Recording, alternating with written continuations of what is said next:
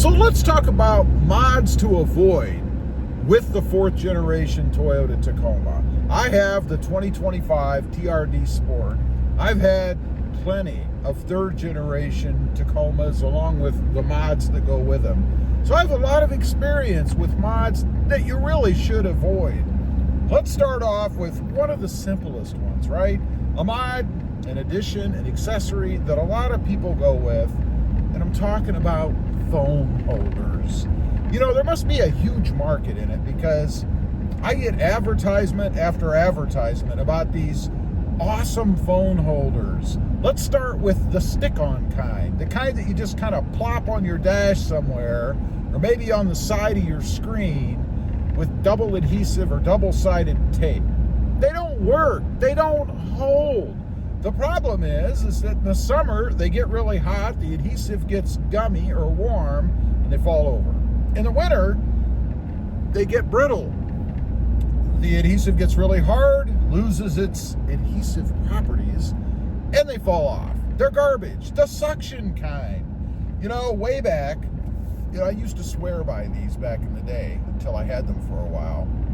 The kind that go onto your windshield or even your dash, have that little handle that pulls the suction in or down, and it's supposed to hold your phone. The problem is, it's the same as hot and cold with the adhesive ones.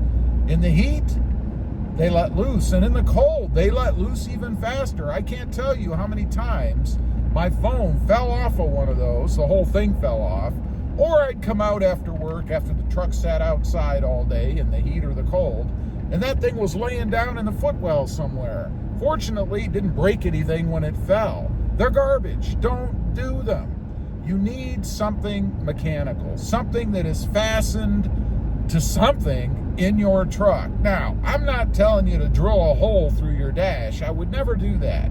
Matter of fact, what I recommend, and get this if you want or don't, it's up to you, but what I recommend are the trays that go behind the radios. Why? Because they have phone holders on them that are mechanical. You can screw one of those balls into it, put something on the back of your phone, a magnet, maybe a mechanical holder. They both work well. And by the way, the magnetic ones, they're really good. They're strong. Either one of those, much better than the suction or adhesive mounts. Don't buy them. They're garbage. The other thing are those long arms. I can't tell you how many of these revolutionary phone holders I've seen that have these long arms that extend out from something. Those things, the longer you make them, the more they move around. Your phone bounces all over the place, and eventually they let loose from around the ball that you've tightened them down on, right? They don't work. Don't do them. Next up, we got to talk about lifts a little bit. I've had 2 4th generation trucks with front end leveling lifts on them. Both were blocks, or spacers, I should say. Spacers up above the coils. The problem is they always had something wrong with them. The truck felt funny. It got really tight because you're compressing that suspension, that spring a little bit, right? You don't have as much travel in it because you're taking up room with the width of that spacer. I also had noises and this is probably a shop's fault, although I had it done at 2 different places. Same thing, I had these weird noises and a little bit of a clunky or a thunky kind of feel in the front end of the truck. Don't do them. If I was to do anything now, and I haven't, my truck is stock. If I was to do anything, I would go with a Bilstein 5100 adjustable. That way you can adjust the shock, and you should adjust it in a middle area. In other words, you don't want to extend it as far up as it will go, because then you're going to run into the same problem. You're going to reduce the travel it has, and you're going to have a really shitty ride. Don't do that. Go somewhere in the middle, and that's about 2.5 or 2 3/4, 2 7/8, something like that inch lift.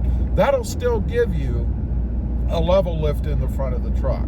There's no reason to do anything in the back unless for some reason you want to raise the rear end up a little bit. Bilstein adjustables in the front. That's the way to go. That's the way to do it, in my opinion, in my experience.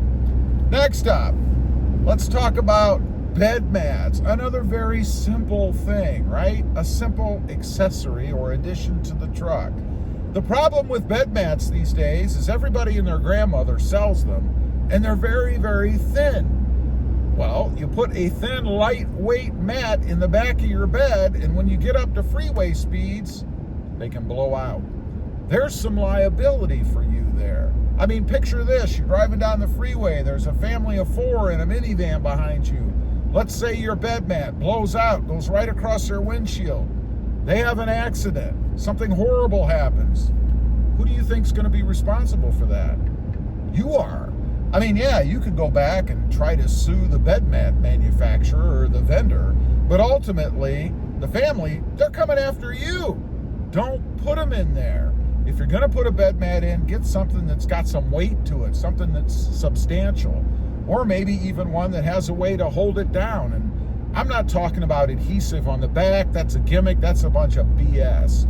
There's no way that adhesive on the back, unless it's some really strong industrial glopped-on stuff, is going to hold that bed mat down. It's going to let loose. You know, you're putting it against a black, it gets hot, bed surface in the composite bed, plus the composite bed not really designed to adhere well to anything. Things just don't stick to it. Don't do that. It's crazy. Lastly, we got to mention one more, and I only mention these because they're the top ones that I'm seeing. Skid plates, front end skid plates. Again, everybody and their grandmother is selling a skid plate for the front of your truck, right? And I do have one listed. It's down below, and I'll tell you why I go with this one. But there's a really nice one out there, or there are a few actually, that are black, and they say TRD across the front in red letters. You have to be careful with those, because you don't want to get one that doesn't have access panels that you can remove to change your frickin' oil and the oil filter, right? You've got to be able to access that. Now, I know there's a lot of people that say, well, it's just 4 bolts, you just take them off, you can change your oil, you put them back on. Who the hell wants to do that? You ever put one on before? I mean, it's not difficult, but it's cumbersome. Do you really want to lay underneath there and have to take that damn thing off every time you're going to change your oil? No. You want a nice, good-sized access panel that you can simply remove and change your frickin' oil. And a lot of people will also say, well, I don't do it anyway. I let the guys in the shop worry about that. Yeah? Are they going to put it back on right? Are they going to cross-thread the bolts because they're so frustrated that they have to screw with this stupid cover you put on that doesn't have access? Don't buy those. And again, I'm not saying buy the one down below, but the one down below has access panels for both draining the oil and changing the filter. And they're big holes that you can actually get to this stuff, right? Very simple to remove, and they make the job easier, and you don't have to drag the whole panel down. You know, another one that I really love, and I've seen, and I don't know if they're all this way, but the kind of stock-looking TRD, big, giant, heavy skid plate with no access panel. They're a pain in the ass to put on. I've done it more than once. And there's, on some of them, probably the aftermarket ones actually, again, don't have any access panel. So you have to muscle this big, heavy thing every time you take it off, or the guy at the shop's gonna do it. And I've heard horror stories about the guys in the shops doing it too, cross-threading the bolts, leaving bolts out. Why do you even want to screw with that? Before you buy a skid plate, make sure it has good-sized access panels. It's a very simple thing. Anyway, those are just a few of the most common accessories or mods out there that I see people doing. Just be careful when you're buying this stuff. Don't waste your money. Make sure the part you're getting is going to be able to be used for maybe what it's covering, right? Like oil changes and things. Anyway, leave a comment. Let me know. You buy any of this stuff? Did you find that maybe you made a mistake and you should have bought something that's actually useful? I'd just be curious to know. Thanks for watching. Stay safe out there. Bye.